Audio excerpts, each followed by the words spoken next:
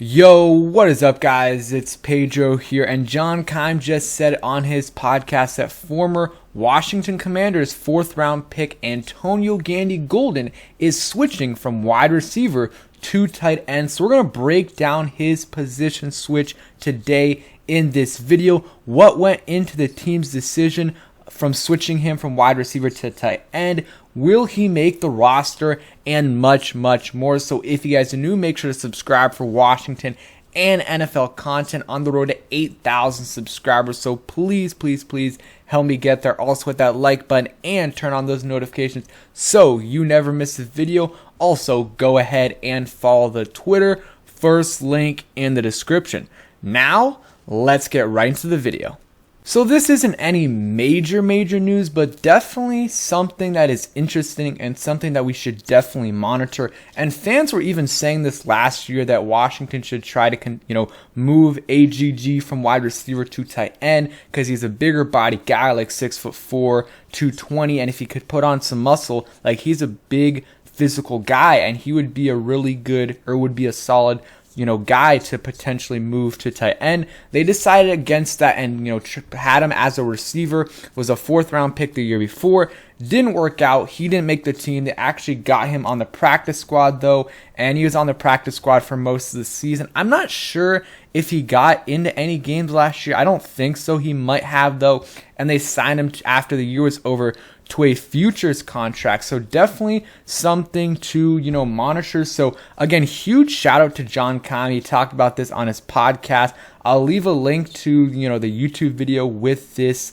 with him saying this. It's great. John Keim, of course, one of the best Washington Commanders beat reporters, if not the best. So let's go over some of the things that Keim said in his podcast. So he said that AGG did sign off on this. This wasn't like they both agreed that this is a decision that they should make, or at least AGG was on board with it because they did ask him about it before, actually doing it. And you can actually see this. This is a picture posted by KB right here on May 5th. And, AGG right there is working with John Bates. So this is a move that's been happening actually for a while. He's probably been working as a tight end for the last couple months, maybe even after the off or once the season was over. They probably told him this and he got to work, and he looks bigger right there. And that's another thing Keim said. He gained a good bit of muscle. He's been training for it. Coaches are excited about what he's shown so far. I mean, you can see right here, he definitely looks bigger, and he's still going to be small for a tight end,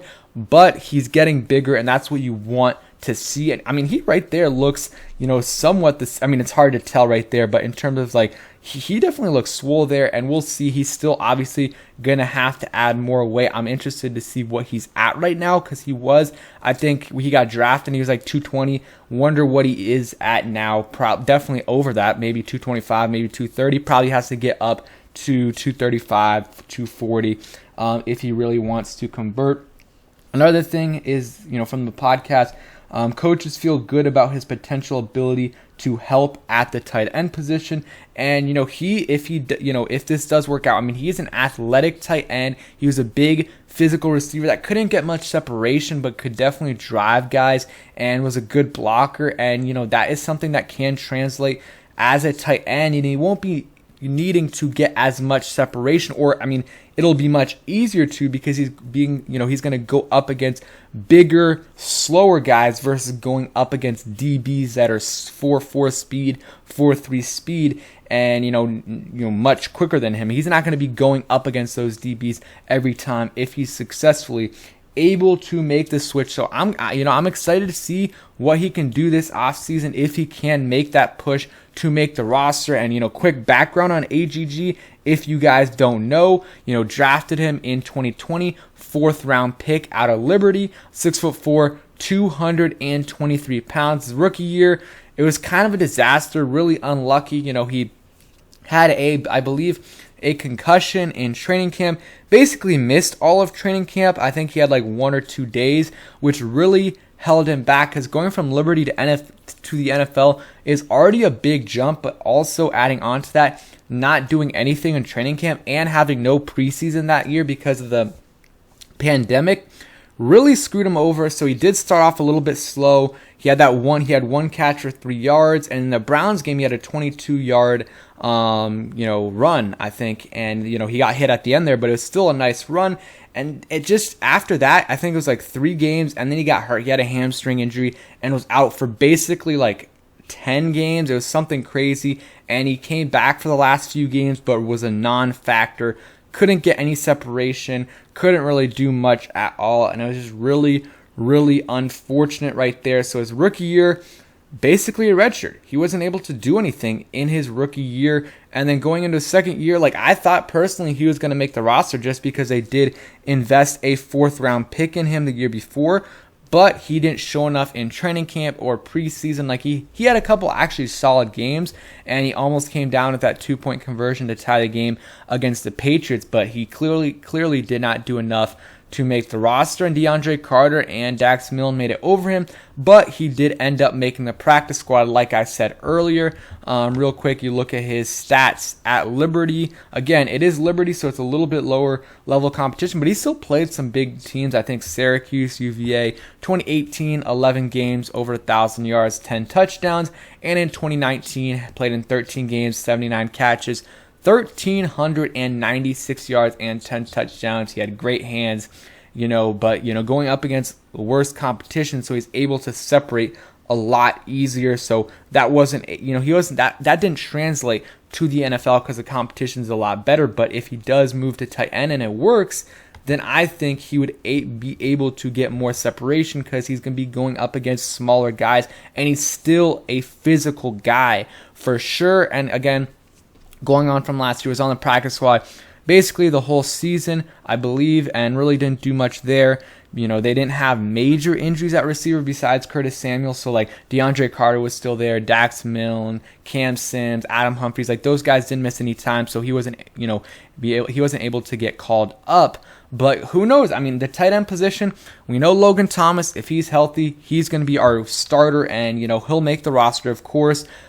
John Bates, he's a lock to make the roster. And I think Cole Turner, unless something crazy happens, like he's looking out of shape or something, which I don't believe is going to happen, he is making the roster. So that's 3, and usually you don't carry more than 3. But let's say, what if Logan Thomas isn't ready for the start of the season and they put him on the PUP list, which would actually mean he's out for a while? Or let's say he starts off on IR, which was, the last couple of years, the rule's been 3 weeks. So they start him off on IR, so that means John Bates and Cole Turner would be your tight ends, and you would definitely need another one. So maybe it could be AGG or it could be Sammis Reyes. Sammis Reyes has the edge because he made the roster last year, but also he doesn't have much football experience. So if AGG is looking good, he could possibly make it over Sammis Reyes. But at the same time, if they see the improvement they want to see from Sammis Reyes, they might want to keep him because AGG cleared waivers last year, went back to the practice squad, and no one claimed him the whole season. So they could probably get away with doing that again. So, I don't know. I don't think, if I had to guess right now, no, I do not think he's going to make the 53-man roster. Like, I don't, unless he is incredible in training camp, then he could be, and preseason, he could be that 4th tight end if they wanted to keep 4, or if they, Logan Thomas isn't ready for the season, he could be that 3rd or maybe even 4th tight end if they decide to keep 4 plus Logan Thomas on IR. If not, though, I see him on the practice squad for a year or two, continuing to develop. And if he continues to show, improvement at the position with the transition, I could see him making the roster. And, Niles Paul did the same thing from a wide receiver, moved to tight end. And they actually have a lot of converted players at the tight end position. John Bates isn't. He played tight end for most of his career, but, in the NFL and college. But you look at, Logan Thomas, obviously was a quarterback before. You look at Sammis Reyes. I mean, he really was a basketball player first, a D1 basketball player, then started playing football. And then you look at Cole Turner, former wide receiver, switched to tight end. Ricky Seals-Jones last year was a receiver to tight end, and I believe a couple other players they had were, converted players. So, in the future, if we're ever looking at guys they want to sign or draft, look at converted players from receiver to tight end or quarterback to tight end or anything, because they love these converted players. So an AGG could be the next one. So let me know what you guys think about this transition for AGG. I'm hoping it goes well for him. I really liked him coming out of college, and maybe he can be a solid backup tight end for a while in this league, because he's an athletic guy, especially for tight end. He would be extremely athletic for the tight end position. So thank you guys for watching. Hope you guys enjoyed it. If you did, please hit that like button, subscribe if you guys are new, and turn on those notifications so you never miss a video. Peace, guys.